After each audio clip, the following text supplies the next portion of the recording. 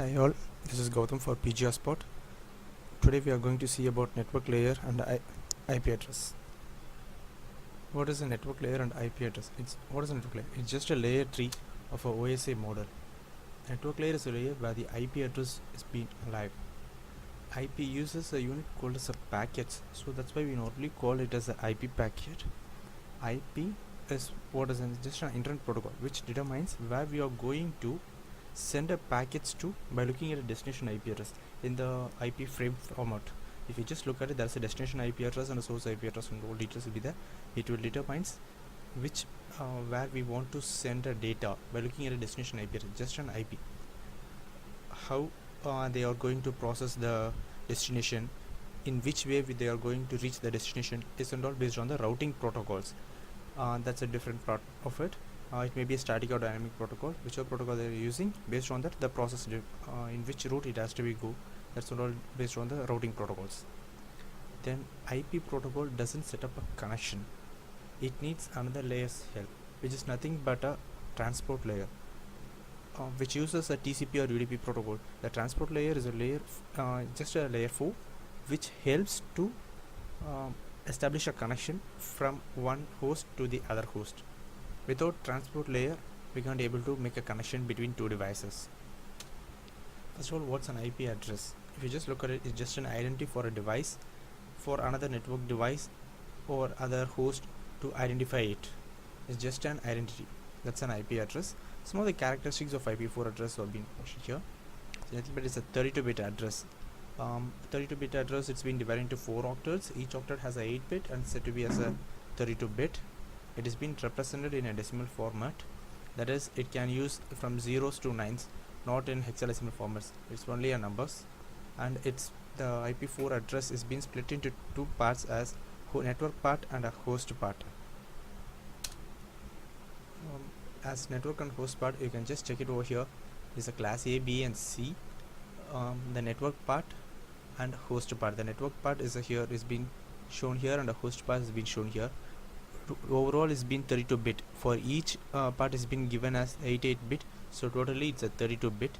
This is an example for a classful network. It's not a classless, it's a default subnet mask. Based on the subnet mask, it has been given here.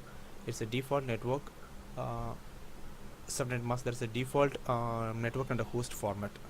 There is no changing. It's a default network and a host format of a classes. If you look at IP4 frame format, there are a number of fields like as version, packet length, time to live, packet flags, source address, destination address, data.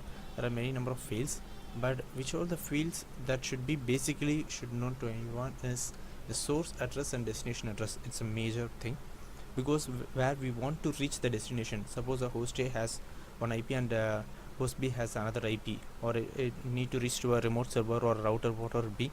The destination IP address is the one that is being mentioned here. The remote host is IP address is being mentioned here in the destination address, and the source address, this is the place where our address, that is from where we need to send to reach the destination. It may be a loopback address or a WAN interface or a LAN interface, or it may be a serial interface, fast Ethernet or tunnel interface, whatever be the IP that may help to reach the destination. That's given in the source address. Then what about the data? Data is nothing but which are all the information that we are going to send is given in the data format. And the protocol, this is what we see about in the before. As represented, it requires a transport layer to use in order to form a establishment between the two hosts. That's the place where the protocol is being used here. It may be a TCP or UDP protocol. Based on that protocol, it helps to form a establishment between the two. Based on the, it only helps to form neighborship or whatever. It just need to communication for data transfer. The protocol is being used. Then come back to the classes. This is a class A, B, C, D, and E. There are 5 classes for IP4 address. Here's a segment. For class A, it's from 0 to 126, and for class B, it's from 128 to 191. For class C, from 192 to 223, and class D 224 to 239, and for class E is 240 to 254. This is the basic formulas of classes. What are the classes for IPv4? But here the class D and class E is not been using because it's been used for different purposes, such as class D is for multicast purpose and class E is for research purpose. We only use class A, B and C. If you look closely at this, you won't see the 127 segment over here. You just look into it. If you look closer, there will be no 127 segment, because if you just open your PC and open the command prompt, switch on the PC and just open the command prompt and type ping space that 127 segment, whichever the IP you are pinging, you will get a response from that. Because if you get a response, you can verify that your internal IP stack is okay. It is an inbuilt IP, so that's why that IP is not being used in any of the IP network ranges. There is a subnet mask for each of the classes. You can just look at it over here, class A, B and C. This is just an IP range which I have mentioned earlier. This is just an IP range for class A, class B and class C.